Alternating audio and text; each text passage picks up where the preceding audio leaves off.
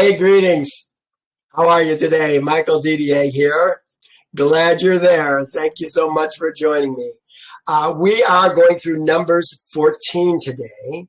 Last week, we saw that the 12 spies went into the land, from one end of the land to the other, and they discovered there's giants in the land, the sons of Anak. And 10 of the 12 spies brought back a bad report. They said the land that devours its inhabitants and all the people whom we saw in it are men of great stature. There we saw the giants, the descendants of Anak came from the giants, and we were like grasshoppers in our own sight. They saw themselves as grasshoppers. Impotent. Can't do anything. And so we were. You know, what you see of yourself is kind of what you are. If you're going to be great in the kingdom, you got to expect to be great. Joshua and Caleb had that thought in their mind. They didn't see themselves as grasshoppers in their sight. Well, let's keep that thought in mind as we move on to 14. It starts. And so the congregation lifted up their voices and cried. Why did they cry? What was it that they were crying about? Let's go back. Why were they crying? This is 13? Yeah, 13. They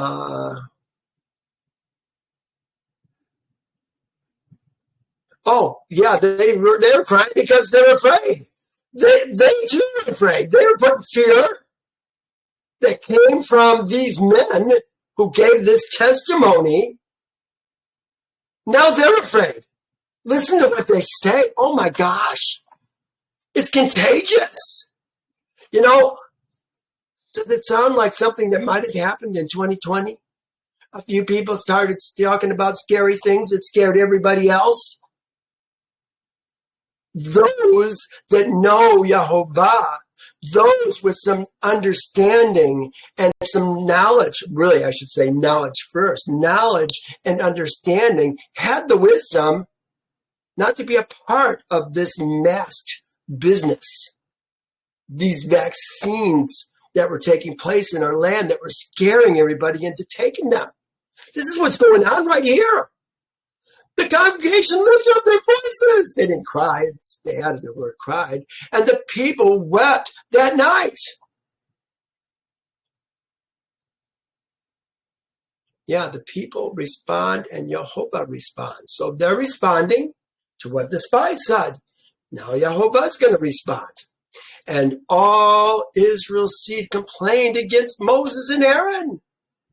And the whole congregation said to them, if only we had died in the land of Egypt, or if only we had died in the wilderness. I'm making the wheeze so you understand that's Israel's seed that are saying that. This is not the women and the children. This is Israel's seed. Died in Egypt, died in the wilderness. Look at my note.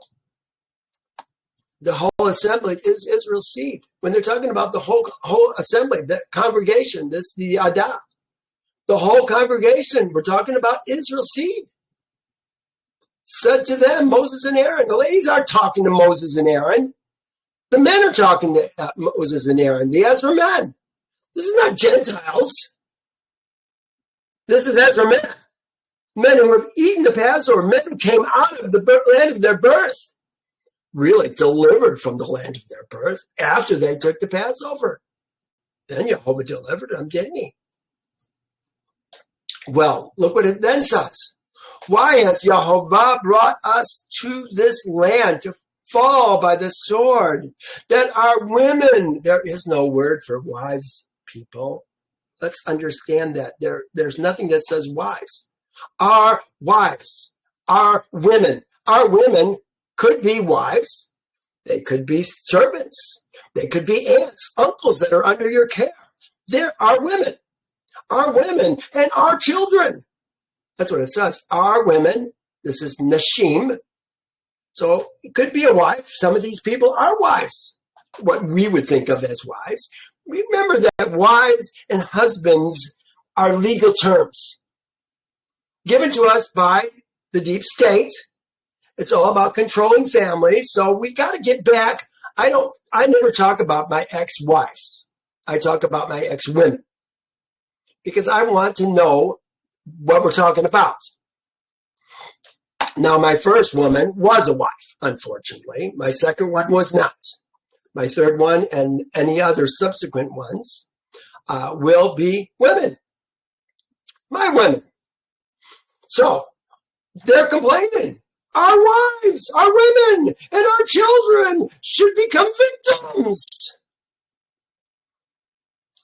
Why has Yehovah brought us? That should be green too.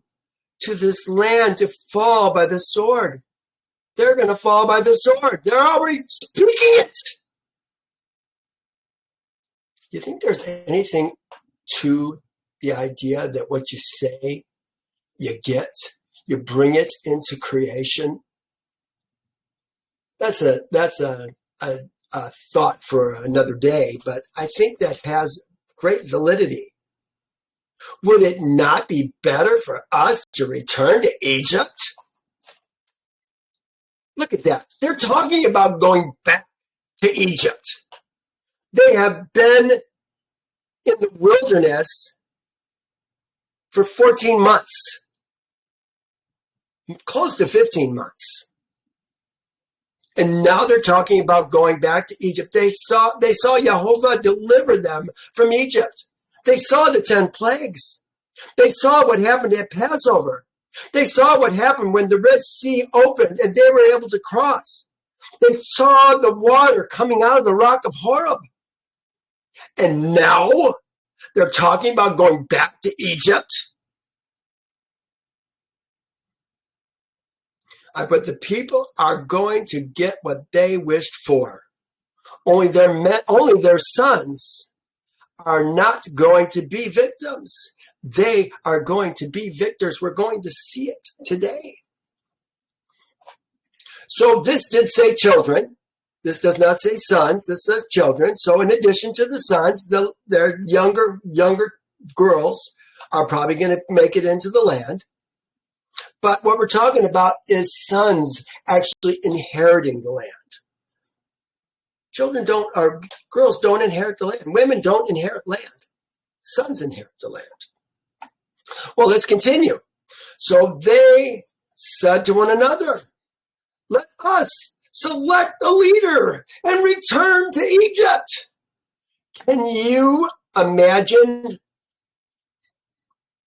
They don't like their head, their Rosh, that Yehovah selected for them. Sounds a little bit like what happened with Miriam and Aaron. Remember what Yehovah said when Miriam and Aaron questioned their leaders? Didn't go well for Miriam, did it?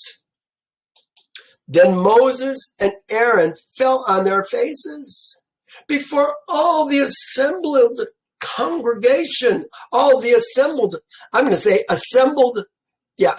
congregation of Israel's seed.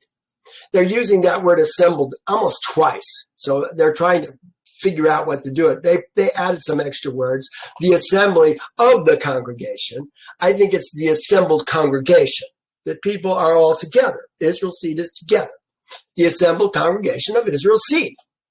Or you could say Israel's seed's assembled congregation. But here's Aaron and Moses falling on their faces. Why? Are they afraid of the people? I think no. I think they're afraid for the people and what Yehovah is going to do to them. Unfaithful group of men going back to Egypt, selecting another leader. Are you kidding me? Well, this is what happened in Numbers 14. We're going to see it. Oh, that is today. Okay, it happened in 16. It happened 16 twice, 3 times. Falling on their faces because they're concerned about what Yehovah is going to do to these people. Listen to what happens now. It says, but Joshua, no, Yehoshua. Remember we talked about that last week. They changed his name, Joshua. It's actually Yehoshua, the son of Nun, and Caleb, the son of Jephunneh, who were among those who spied out the land, tore their clothes. There are still good men in the congregation. You know, you hear about these people. We're going to go back to Egypt. Let's select another leader. But were all the people like that? You look, people that looking at America. You know, they say, oh, they all took the vaccine. Well, they didn't all take the vaccine. A lot of us stood firm.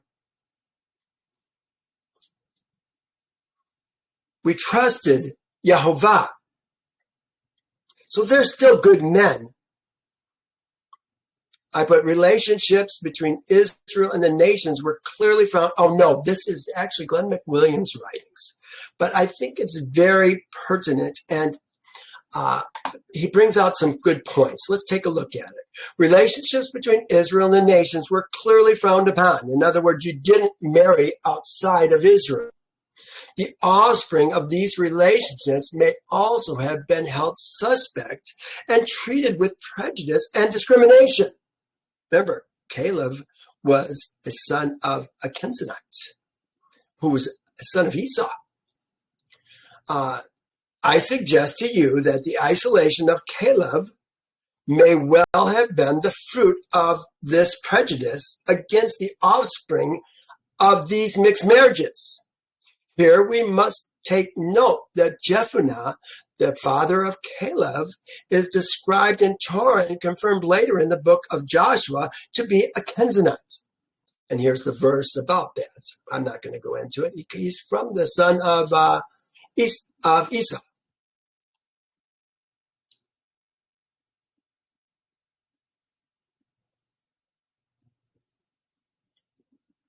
Yeah, we've got it here. Here's Esau, Esau's sons. Eliphaz, firstborn of Adah. Reuel, born of Bathmis. Keep in mind, even though it has 2 different names, number 16 is really screwed up as far as Esau's origins. And it is Yasher that helped us sort it out. The daughter of Heth, whose name was Bathmith, the daughter of Elon, the Hittite. What does it go on to say? And Esau called her name Adah. Bathmith and Adah are one and the same.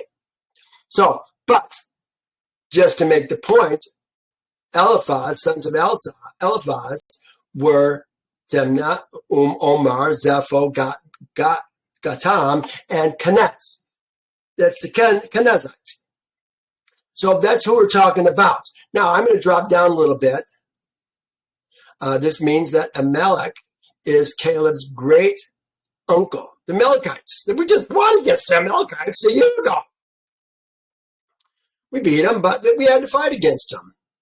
Now, it says the name Caleb also makes evident the fact that he was considered to be a Gentile, what Hebrew always wants to call a goy. They always want to make a difference between Israel and the nations, the goy. Within the scriptures, there are numerous subtle allusions to the Gentiles, men who are not Ezra men. Remember, you're not, anyone who's not an Ezra man is a Gentile. You're not Jehovah's people. You're a Gentile. You may know some Ezra men.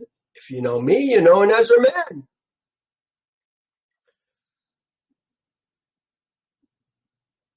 So what did he say? He said, within the scriptures, there are numerous subtle allusions to Gentiles as being dogs.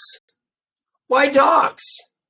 we should clearly understand the negative connotation being implied by this connection between Gentiles and dogs as tamai animals, or tamei animals, unclean animals. You know, we have men of the flesh and we have men of the spirit. Kind of what Jesus was talking about when he said, you must be born again. That's what Exodus is all about. It's about a man of the flesh, leaving his Elohim of his birth, circumcising himself and all the men of his household, and then taking part in the Passover and becoming an Ezra man. That is Israel. When Yehovah says, my sons, my Bekor, Israel, no, let my sons, my Bekor, my firstborn. What's he mean by firstborn? We're talking about the spiritual birth into a spiritual kingdom. Go that he may serve me. That's Israel. That is Israel.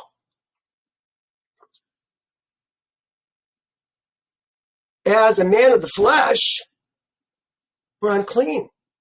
We are doing things, probably even thinking things. Is thinking sin? Probably doing things is more what we're talking about. We're doing things that are unclean. They're calling them dogs for a reason. This information becomes much more relevant when we learn that the name Caleb, Kaf Lamed Vet, is the Hebrew word for dog.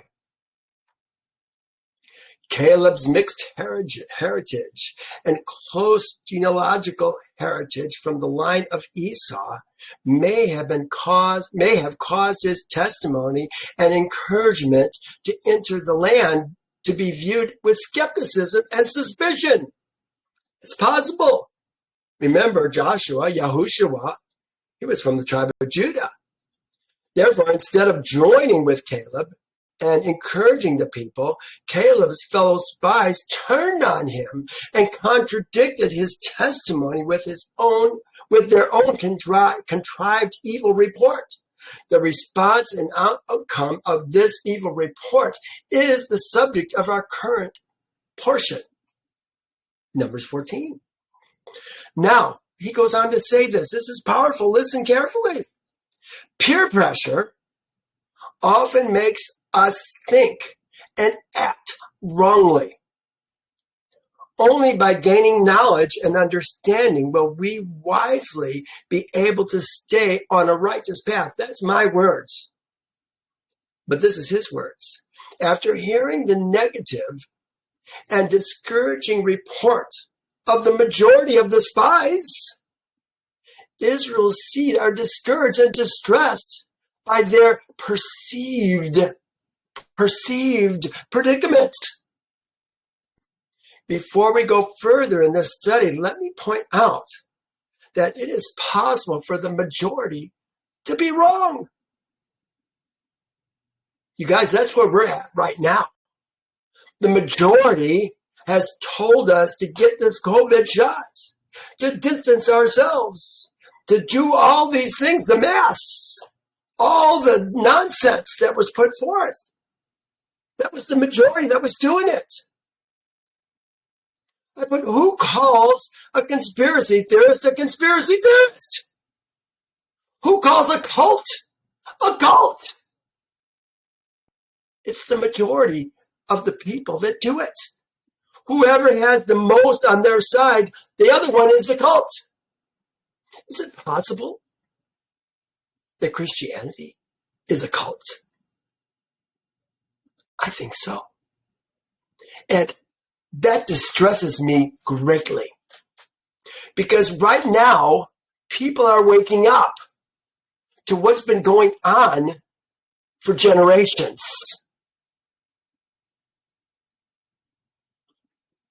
And what are they doing?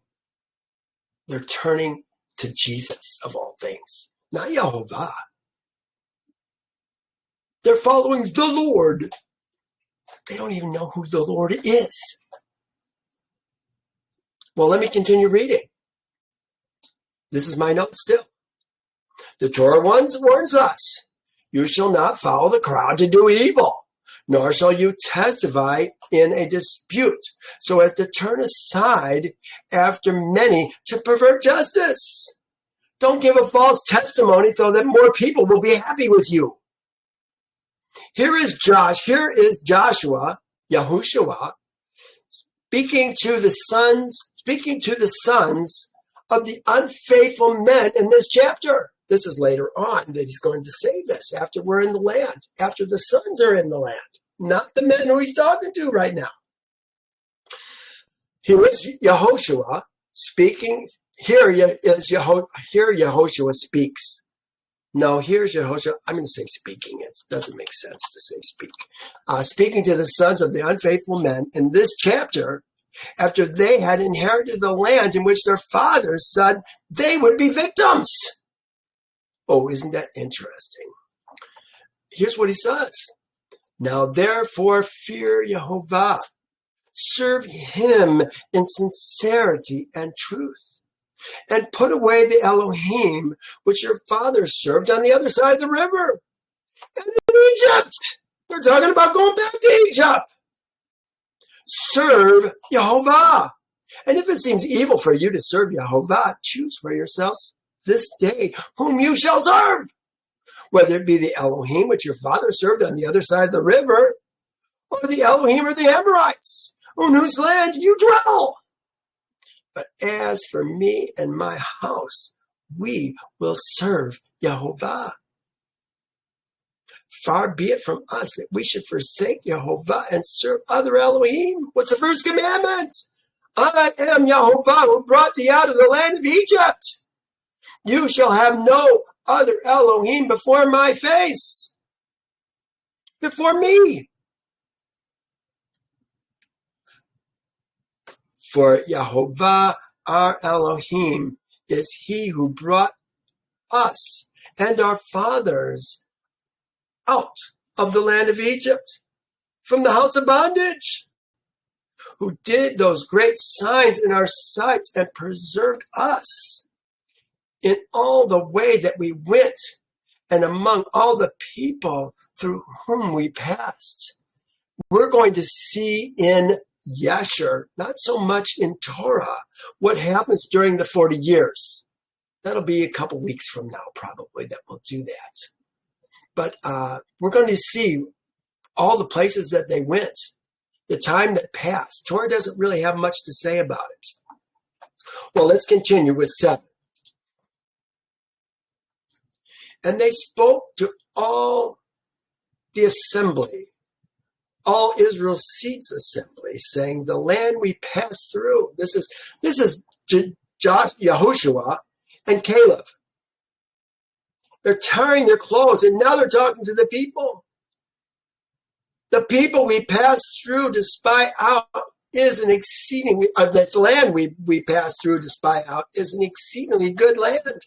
If Yehovah delights in us, then he will bring us into the land and give it to us, a land flowing with milk and honey. Do these men sound like they trust Yehovah? I think that's what I said.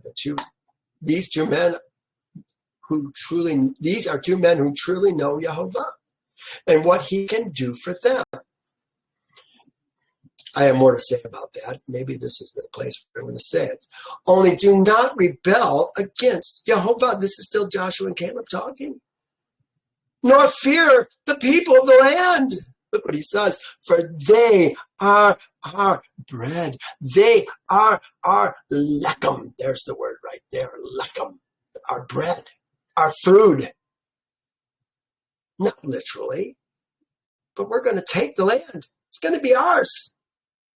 Their protection has passed from them, and Yehovah is with us.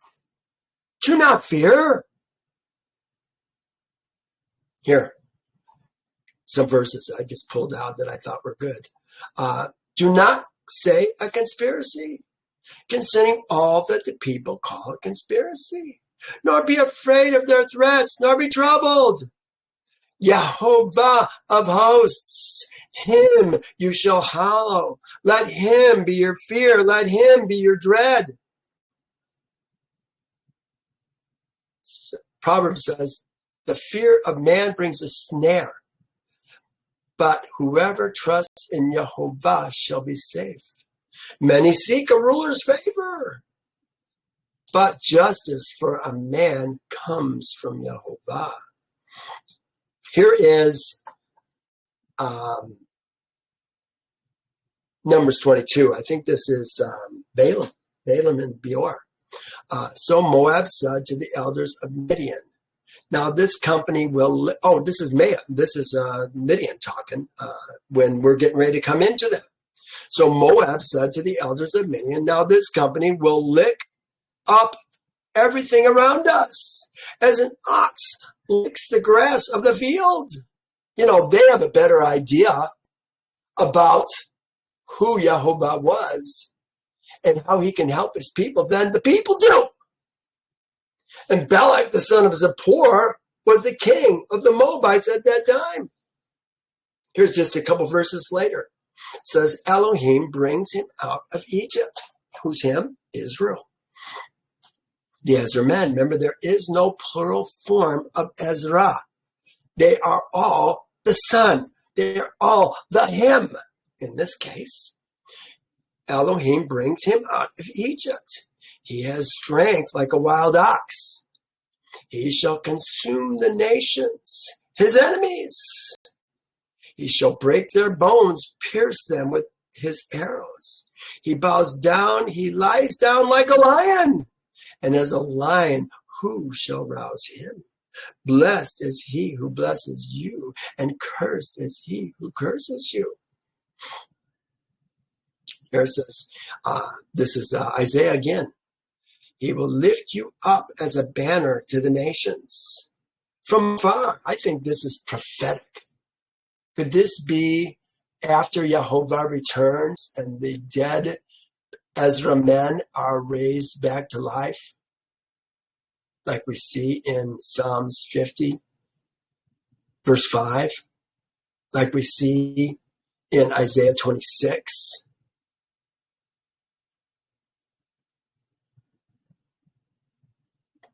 Men are going to be returned to life.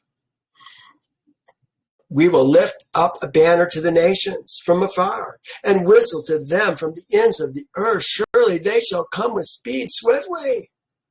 They shall run and not be weary. No one shall be weary or stumble among them. No one will slumber or sleep, nor will the belt of their loins be loosened, nor the strap of their sandals be broken, whose arrows are sharp and their bows bent. Their horses' hoofs will seem like flint, and their wheels like whirlwind. Their roaring will be like a lion. I like that visual of the lion. They will roar like young lions. Yes, they will roar. Talk about taking, what were we just talking about? Bread. There will be bread. They will roar like young lions. Yes, they will roar and lay hold of the prey. They will carry it away safely, and no one will deliver.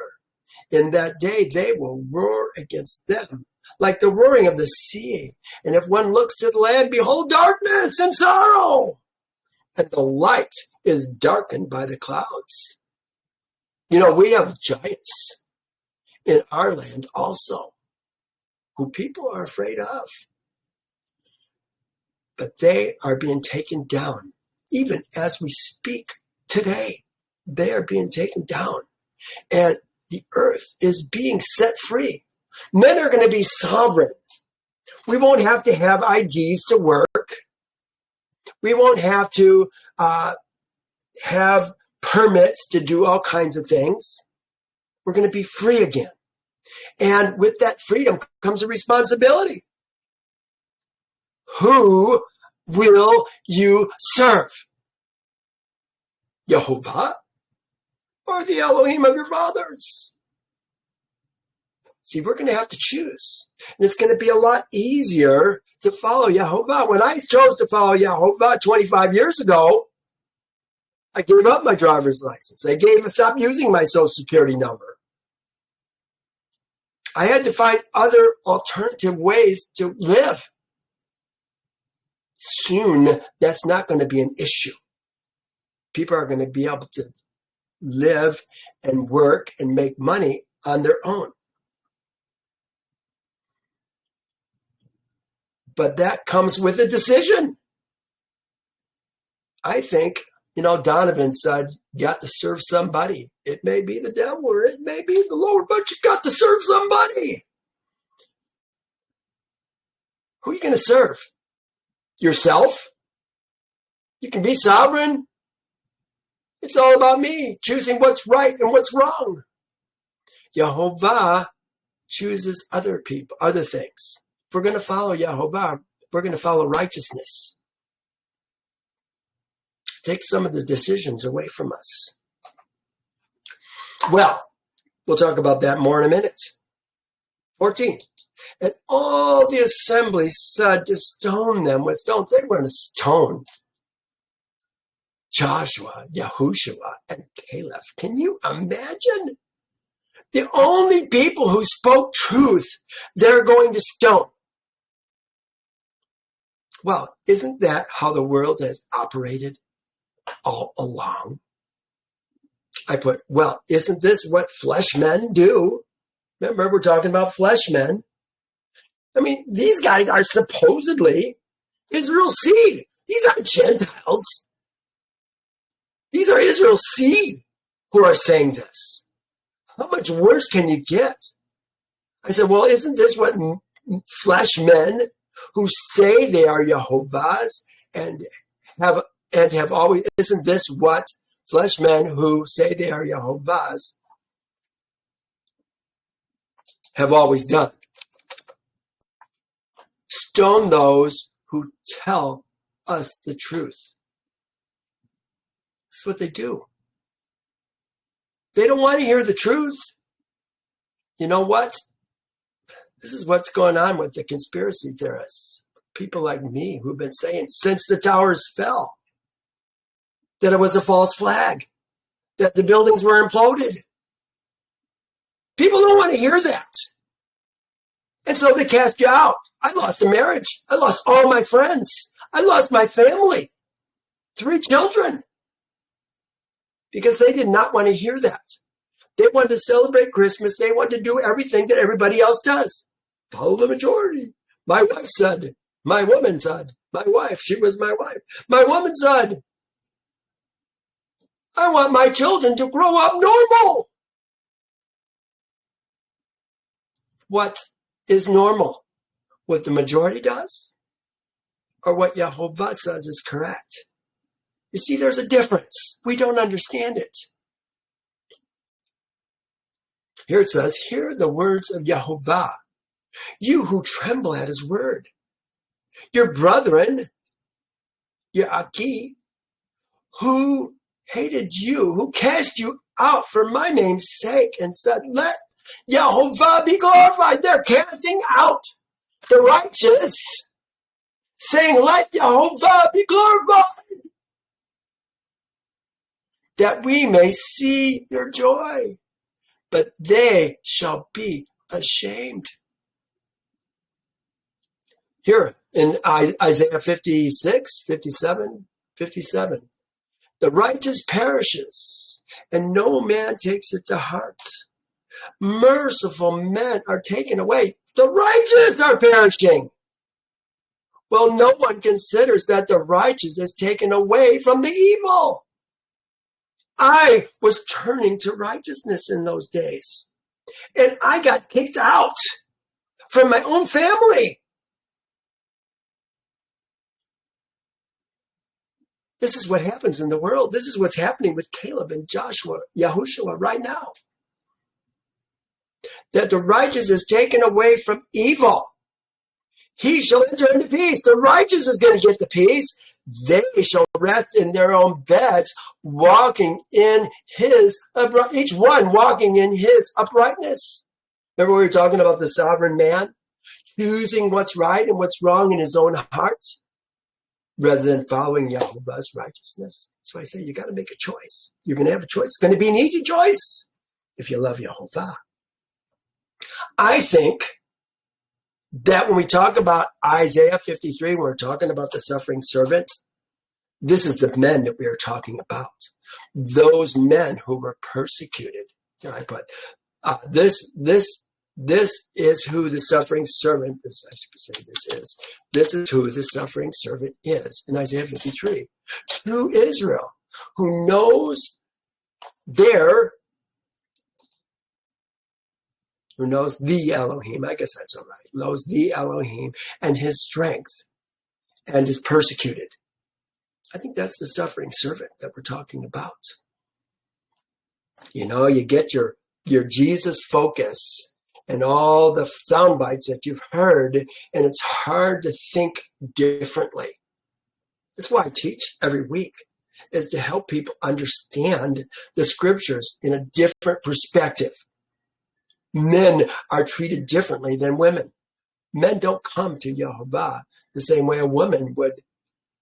Does a woman even come to Yehovah? Bone of my bone, flesh of my flesh. When the man comes to Yehovah, the woman becomes a daughter. When the man becomes a son. There's a reason 7 women in the last days are going to want to join themselves to one man. We'll provide our own food. We'll provide our own clothing. But let us be called by your name to take away our reproach. What's the reproach? They don't have a man in their life, and they need a man in their life.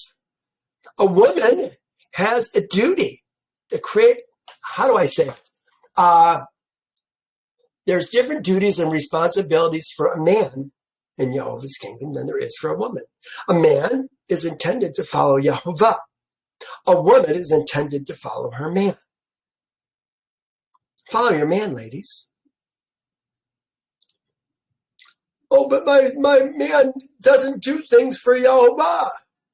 Follow your man and trust Yehovah to take care of you. He doesn't ask you to do anything except follow your man. That's all he's asked you to do. What was Eve? What was it with Eve? Your desire shall be for your man, and he shall rule over you. That was the instruction. Yehovah doesn't talk to women in the scriptures. He talks to men who then talk to women.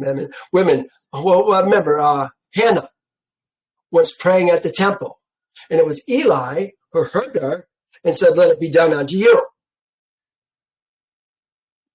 wasn't Yehovah that said it.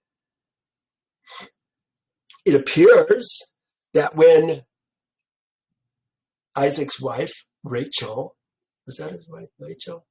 No, that was not Rachel. That was Rebecca. When she prayed because she had problems with her birth.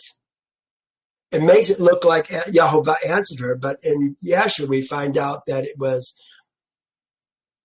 Isaac. No, it even wasn't Isaac. It was Abram and Eber and Abraham that prayed for her and gave her the answer from Yehovah.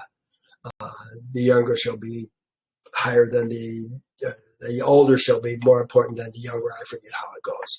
But you know what I'm talking about. But there Yehovah is answering the woman through the men. That's my point. Walking in his own uprightness. We got to choose.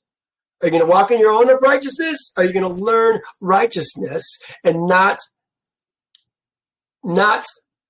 harm the righteous men? This is where they're at right now. So it goes on. All the congregation, all the assembly said to stone them with stones. Now the glory of Yehovah appeared in the tent of meeting before all Israel's seed. What's he going to say? Then Yehovah said to Moses, he's talking to Moses, how long will these people reject me? And how long will they not believe me in all the signs which I have performed for them? I've listed all the things that he's done for them. It's amazing. I put we, Israel's seed, are not Gentiles who are provoking Yehovah by not believing in him. You expect the Gentiles to not believe in him, but here's people that he brought out of Egypt that are not believing in him. Let's select leaders so that we can return to Egypt. I put many people say they believe in Yehovah, but few people believe and act on his truths. Caleb and Yahushua were willing to go into the land. We can take it. I put even the demons believe in Yehovah, but they do not believe him or repent. They don't act. They don't change. This is a New Testament verse, but I think it's appropriate. Thus also faith by itself, if it does not have works, is dead. That's what faith is. Faith is following the statutes, judgments, and ordinances of an invisible kingdom. That's faith. You know, you go to a retreat, they have you fall back, and they say, well, that's faith. That you're going to be. That's not faith. Faith is following Yehovah's statutes, judgments, and ordinances for the hope that we have in us. Let me continue. But someone will say, you have faith, and I have works. Show me your faith without your works, and I will show you my faith by my works. You believe there is an Elohim. You do well. Even the demons believe and tremble.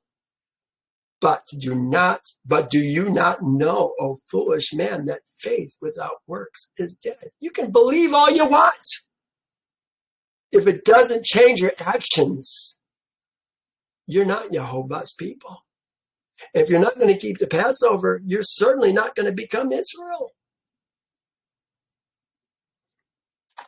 Well, I hate to give you that news, but you need to hear it. I got more to say about that.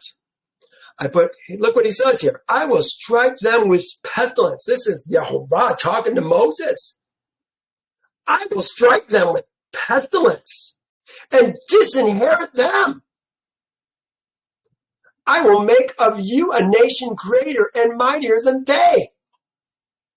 Well, you can't be disinherited unless you're his son to begin with. So he's not talking to Gentiles, he's talking to Israel's seed, who are supposedly his sons. But he's going to disinherit them because of unbelief. He's going to make of Moses a great nation. Well, now Moses is good. Look what he says. And Moses, only the sons are the heirs. Only the seed can be disinherited. Yehovah is saying that he wants to start all over using Moses' seed. Well, what's Moses going to say about that? And Moses said to Yehovah, then the Egyptians will hear it. For by your might you brought these people up from among them, and they will tell it to the inhabitants of this land. Can you imagine? They have heard that you, Yehovah, are among these people. That you, Yehovah, are seen eye to eye. It doesn't say face to face, it says eye to eye. And your cloud stands above them. And you go before, and thou goes before them in a pillar of cloud by day and a pillar of fire by night. The nations know who Israel's Elohim is. You know, the nations don't right now know who the Elohim is. They don't even know Yehovah's name. The Christians, our Father which art in heaven, hallowed be thy name. What's his name? They don't know his name. No, we followed the golden calf instead of the Creator. Here I put,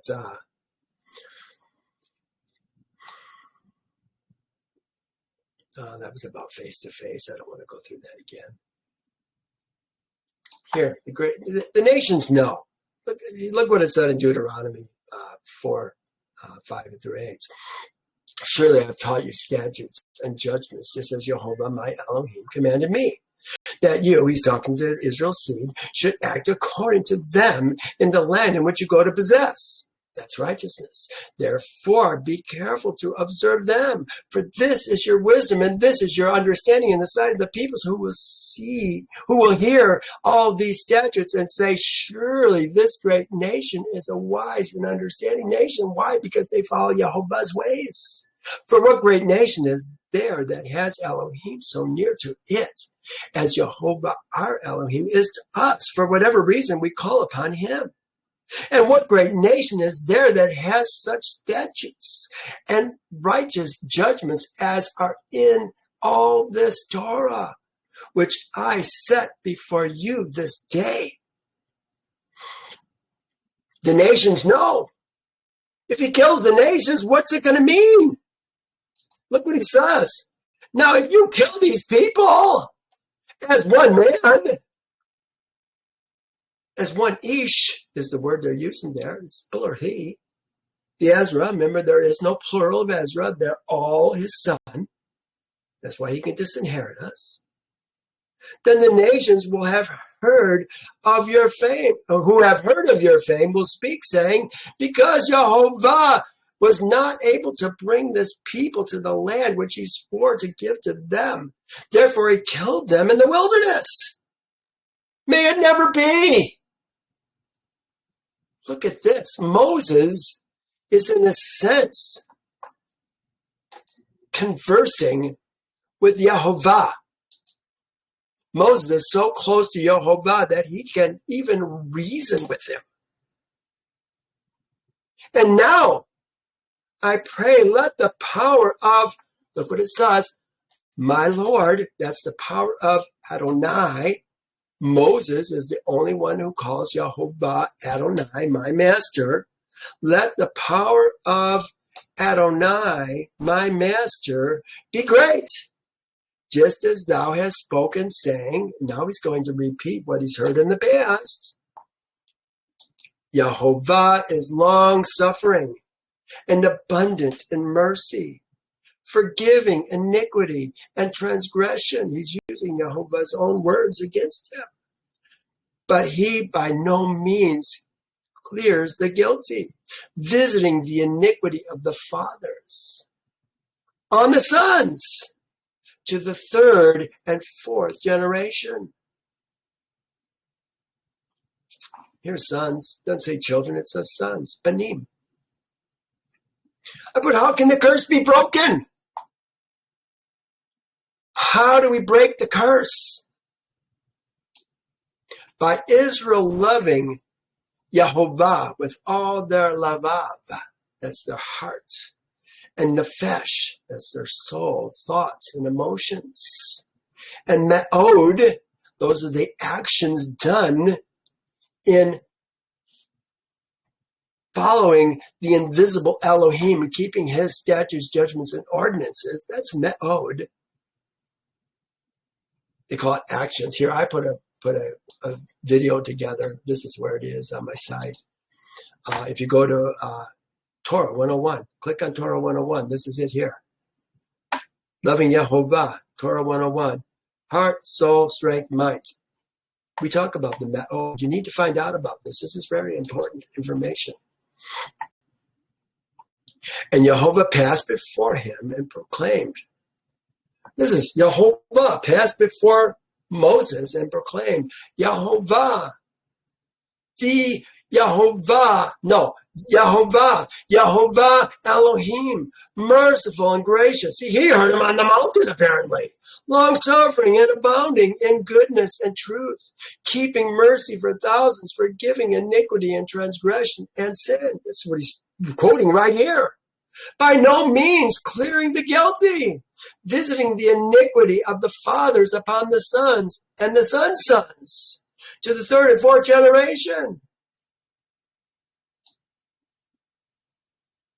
You shall not make unto thyself any graven images. This is the second commandment. Graven images. Remember, I always talk about Jesus as the golden calf of the modern age. He's a golden image. He's the golden calf of the modern age. You shall not make unto thyself an image, any likeness of anything that is heart. It is heart heaven. That doesn't make any sense. Let me try that. Heart heaven above. I don't know what that word would be. Or that is maybe I just got that extra in. That is in heaven above, or that is on earth beneath, or in the water under the, or in the water under the water. For I, Yehovah, your Elohim, am a jealous Elohim, visiting the iniquity of the fathers upon the sons to the third and fourth generation of those who hate me, but showing mercy, here's how you break the curse, to those who love me and keep my commandments. That's how you break the curse right there. Love Yehovah with all your heart, with all your soul, with all your strength, by keeping his commandments. That's faith. How about the snake on the staff? You know, that's what they did. They followed the snake on the staff after many years of Numbers 21. How about a man on a cross?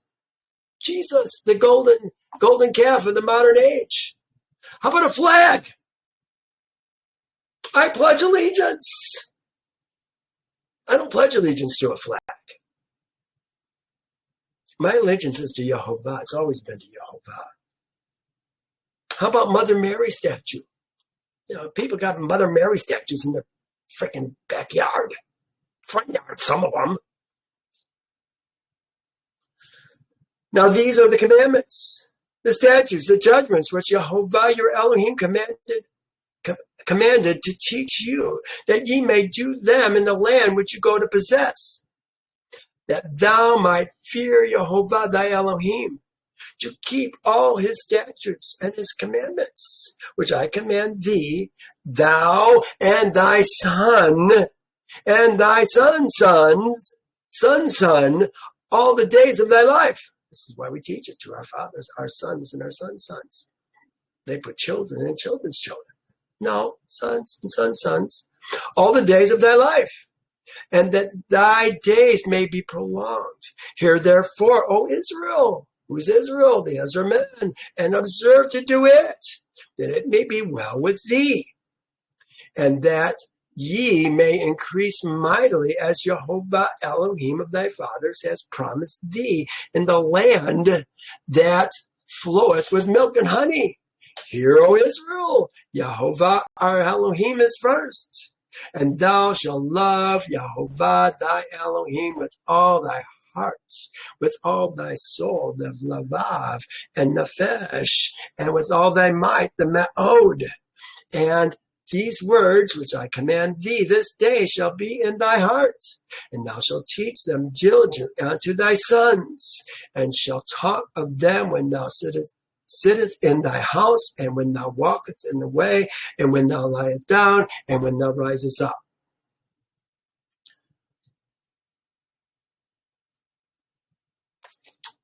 He's acknowledging Yehovah is gracious, forgiving, but visiting iniquity on the sons to the third and fourth generation. Now, what's going to happen? He says, pardon the iniquity of the people. Again, I pray according to the greatness of your mercy, just as you have forgiven this people from Egypt until now. How many times has Moses says, kill me, kill me, don't harm them.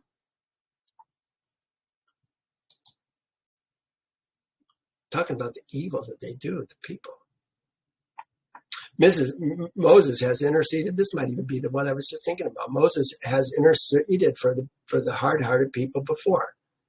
Then he said, I will, if I have found grace in your sight, oh, Yehovah.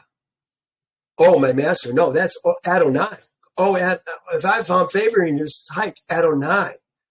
Let Adonai, I pray, go among us, even though we are stiff-necked people, and pardon our iniquity and our sin, and take us as your inheritance. Moses has interceded for the people many times. Then Yehovah said, I have pardoned according to thy word. Moses' word. Who's Moses? Moses is his Shiliach, his sent one. He's the representative between us and Yehovah, the interceder. He's the one who brings Yehovah's words to us. His representative on the earth, if you will. So Yehovah said to Moses, see, I have made thee Elohim to Pharaoh. Elohim. And Aaron, thy brother, shall be thy prophet, the prophet of the Elohim. He speaks mouth to mouth with Moses. What Moses says, he does. And vice versa. Remember, we saw even in the Ten Commandments, some of them Moses, or Yehovah told Moses to do a certain thing. But other times, Moses just spoke and then it was done. You miss it unless you look for it. It says, I speak mouth to mouth, even plainly. This is when he was talking to Moses' sister, Miriam. I speak mouth to mouth, even plainly, and not in dark sayings. And he beholds what is known of Yehovah. Why then were you not afraid to speak against my servant Moses? This is what they're doing right now. They're speaking against Moses. He goes, but truly, as I live, Yehovah is saying, as I live. He's swearing by his own name. What's the fourth commandment? No, third commandment. Do not take his name in vain. When you say something, you do it. Here Yehovah is saying, as I live. He's saying it. He's going to do it. All the earth shall be filled with the glory of Yehovah. Well, when is that going to happen? Father, I hope it happens soon.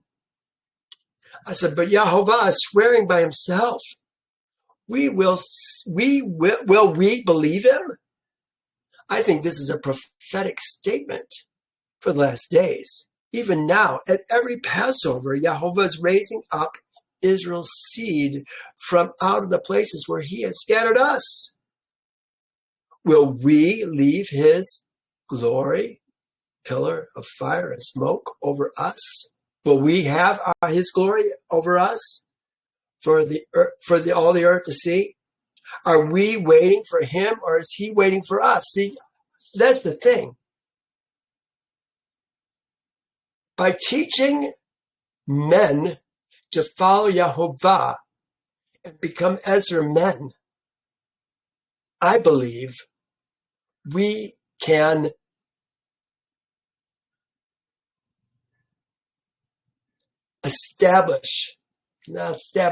grow a kingdom. I think he's waiting for us. He's waiting for enough men that he can use to do miracles on the earth. Are we waiting for him, or is he waiting for us? I think it's the latter. Remember, Israel's seed was delivered when? After we kept the Passover and entered into covenant with him, not before.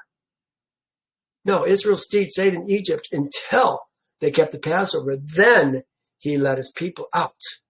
And I think that's what we're waiting for right now. If you want to see Yehovah's kingdom on the earth, in fact, I thought I have that on my blog. What do I have on my blog? Let me just go back to that since I had it open. Here it is right here. Those who manifest Yehovah's kingdom on the earth. That's what I want to do. I want to manifest Yehovah's kingdom on the earth.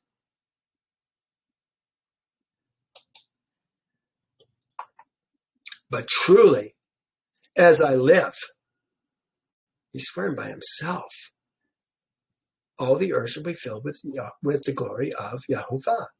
Because all these men who have seen my glory and the signs which I did in Egypt and in the wilderness, and have put me to the test. Now these 10 times have not heeded my voice. What's he going to do? He says, what do I have here? The good men, who are the ones who heed his voice and then demonstrate that they believe him by acting on what he says. We were supposed to go into the land of Egypt. We didn't go. He says, they certainly shall not see the land which I swore to their fathers, nor shall any of those who reject me see it. Do you hear what's going on? There's consequences. He was going to destroy this people and raise up a new nation from Moses' seed. But he decided to just not let these men, really, what he decided to do was what exactly the men said. Let's find out. Nor shall any of those who rejected me. They're not going to see the land. But my servant Caleb, because he has a different spirit in him, has followed me fully, wholly. I will bring him into the land where he went, and his seed, his descendants, shall inherit it. My servant, Aved. Remember, a servant always does what the master says. You got to serve somebody. It may be Yehovah. It may be the devil. You know, you follow yourself, you're essentially serving the devil. If you're not following Yehovah, you're choosing what's right and what's wrong. Based on what? Your heart? The heart is deceitful above all things, desperately wicked. Who can know it?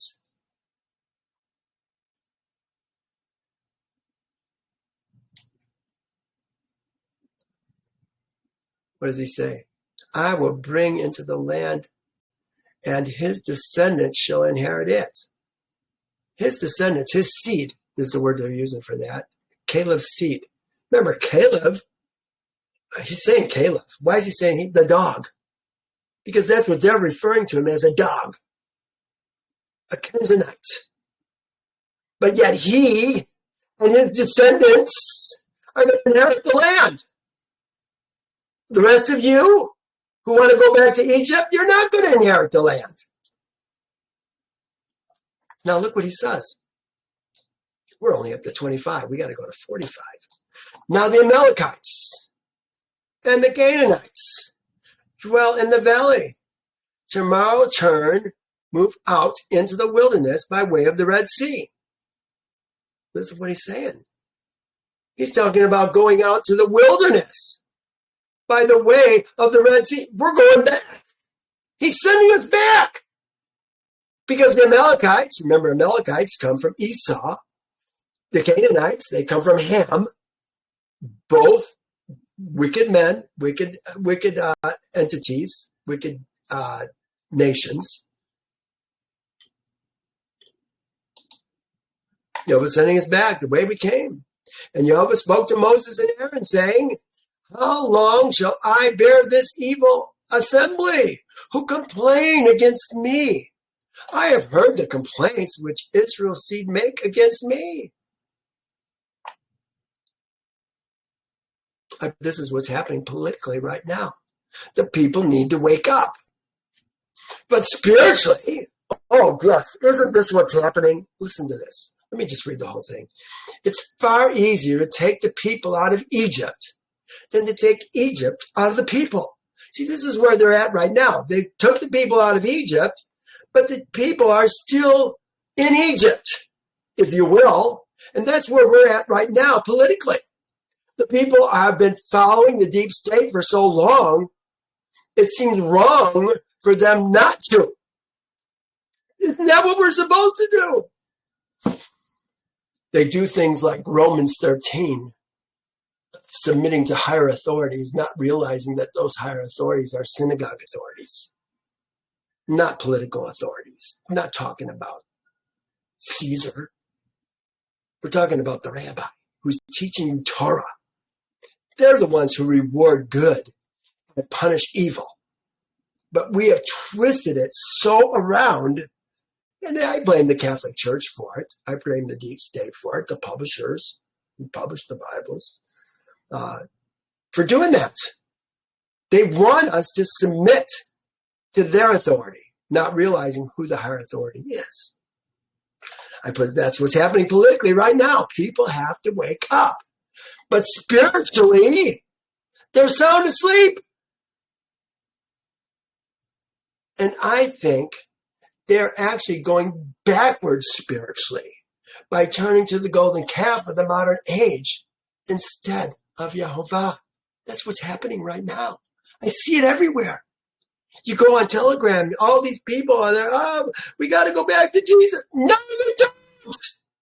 You got to go back to Yehovah, the creator of all things. Now he says, again, second time, say to them, as I live, swearing by his own name again. I'll show you the verse on that. As I live, says Yehovah, just as you have spoken, just as thou hast spoken in my hearing, so I will do to thee. What did they say in his own hearing? What did they say? Look at what they said. Why has Yehovah brought us to this land to fall by the sword, that our women and our children become victims? Would it be better for us to return to Egypt? That's what they said in his own hearing. He put the carcasses of you. The carcasses of you have complained. The carcasses of you who have complained against me. Carcasses. Isn't that interesting that he would say carcasses? The carcasses of you who have complained against me shall fall in the wilderness. Carcasses. He's already seen them as dead men. They're not going to see the land that he promised them because of what they said. The carcasses of y'all who have complained against me shall fall in the wilderness. All of you who were numbered according to your entire number, from 20 years old and above. How many was that? 603,550 men plus Levites. All 20 years and above.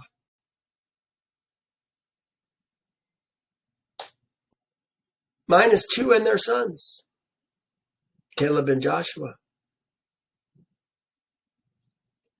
So all who were numbered of Israel's seed by their father's house was, we don't need to read that. That was just numbering how many people are going to die. 6,000 men. All the men that were numbered in Numbers 2, Numbers 1, are going to die. It's going to be their sons who they said were going to be victims, who are going to be the victors. Wow. Yehovah's turning their words on them, on their own. Except Joshua and Caleb. There's the two that I said. Joshua, except Caleb, the son of Yephuneh, and Yehoshua, the son of Nun. You shall by no means enter the land which I swore I would make you dwell in. Yeah, they're not going to see the land. Remember, Caleb was a Gentile from Esau's seed, and Joshua was from Jacob's seed. Both men live according to what Yehovah said. They believed Yehovah. How much more will Yehovah rejoice to raise up men? See, this is an important question. Men who have never seen his glory or his signs, but still choose to follow him. I think Yehovah finds those men precious in his sight.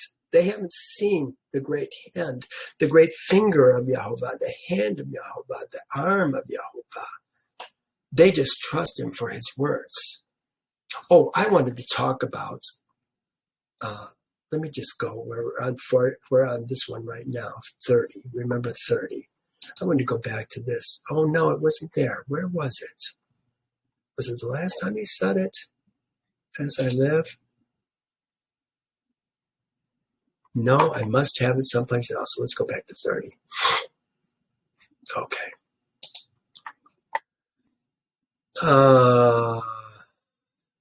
31. But your little ones, who are the little ones? The women and the children should become victims. They're the children, the little ones, the tough, whom you said would be victims. I will bring in, and they shall know the land which you have despised.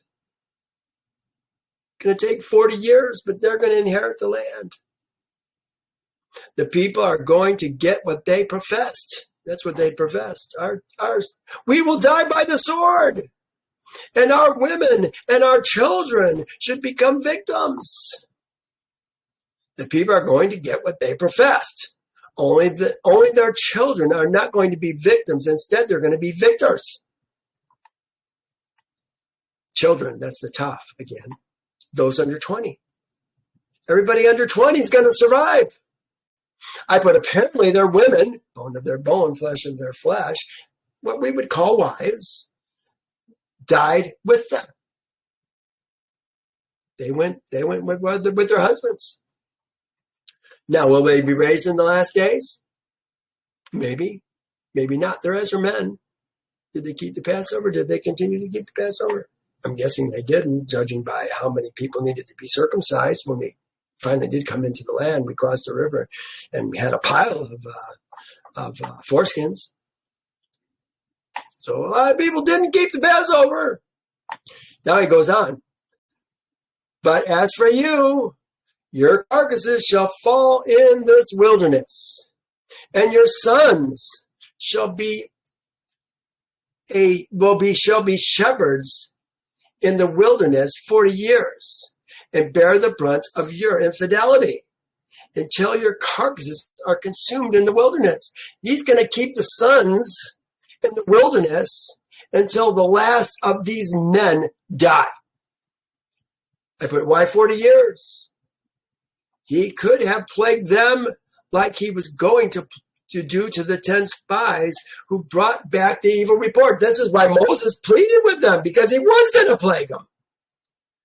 I think it's because they were not all wicked, or perhaps had different degrees of wickedness. I'm guessing that the more righteous men lived the longest in the wilderness, and the most wicked ones died the soonest. That's my guess. I think Yehovah is a just Elohim, and that's probably how he would do it. Is it possible that evil assembly's words were why their children were why their children lived? I think so. They said their children were going to be victims. Yehovah is saying differently. According to the number of the days in which you spied out the land, 40 days. For each day you shall bear your guilt 1 year, namely 40 years, and you shall know my rejection. Rejection.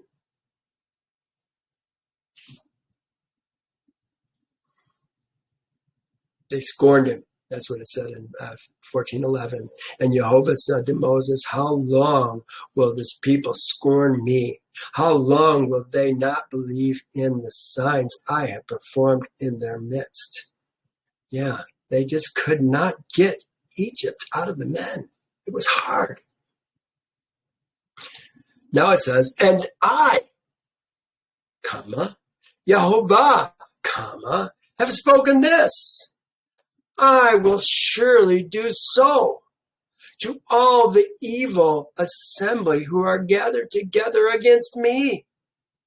In this wilderness, they shall be consumed, and there they shall die.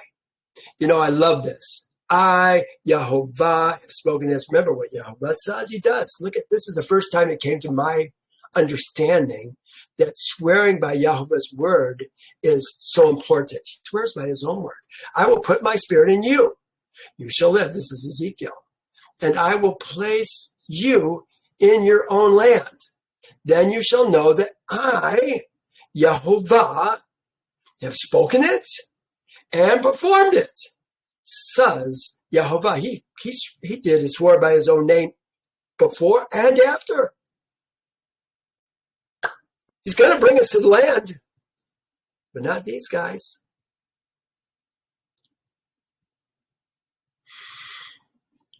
Almost done. Now the men whom Moses sent to spy out their land, who returned and made all the assembly complain against him by bringing a bad report of the land, those very men who brought the evil report about the land died by a plague before Yehovah. So those men he killed right away. I put woe to the shepherds who destroyed and scattered the sheep of my pasture. They were essentially shepherds. They should have been. Caleb, Yehoshua, they were shepherds. Scatter the sheep of my pasture, says Yehovah. Therefore, thus says Yehovah, Elohim of Israel, against the shepherds who feed my sheep, feed my people. You have scattered my flock, driven them away, and not attended to them. Behold, I will tend to you for the evil of your doing, says Yehovah. Well, there's what he did. Took them out. They died by plague. But Joshua, the son of Nun, and Caleb, the son of Jephunneh, remained alive, of the men who went to spy out the land. Then Moses told these words to all Israel, sees the people. So now he's going to tell the people, look what the people are going to do. And the people mourned greatly. And they rose early in the morning and went to the top of the mountain. Where's he going?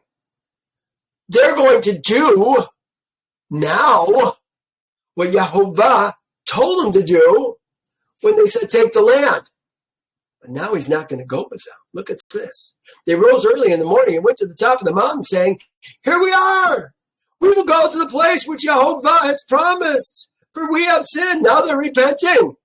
Now they're going to do it. Yehovah's not going to have it. Now they want to obey, but it's too late. Furthermore, their supposed obedience is additional sin. Yes, by simply even doing this and not accepting what Yehovah said is going to happen, it's greater sin on them. Because you say they're not going to go in. Now you say you're going to go in? Who are you speaking against? And Moses said, why do you transgress the command of Yehovah? For this will not succeed. Do not go up, lest you be defeated by your enemies, for Yehovah is not among you. This is what they're doing. And the Amalekites, the Canaanites, are there before you, and you shall fall by the sword. Fall by the sword. Isn't that what they said would happen?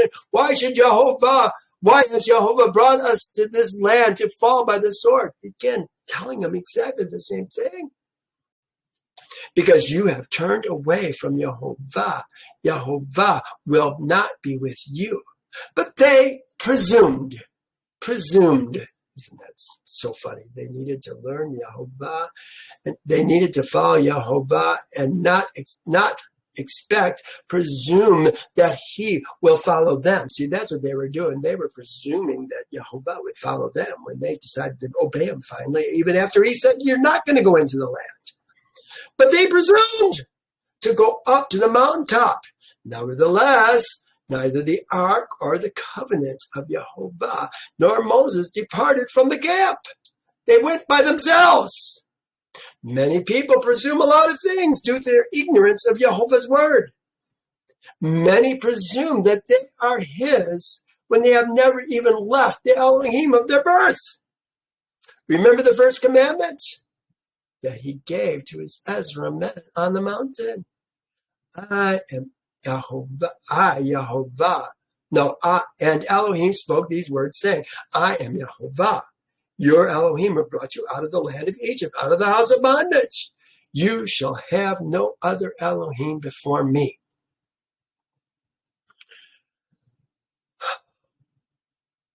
They presumed. Nevertheless, the ark didn't go. Last verse. Then the Amalekites and the Canaanites who dwelt in the land came down and attacked them and drove them back to Carmel. It says Hormah. It's Korma we're going to see when we go through Yasher. Well, that's the end for today. Next week, what are we talking about next week? Oh, one of the things we're going to talk about is tzitzit. Why do we wear tzitzit? Why do we wear a tzitzit? We'll talk about that. We're talking about Olah, Shalamim, first fruits of the field, preparation. Still got to keep the people learning. Well, hey, you guys, thank you for joining me.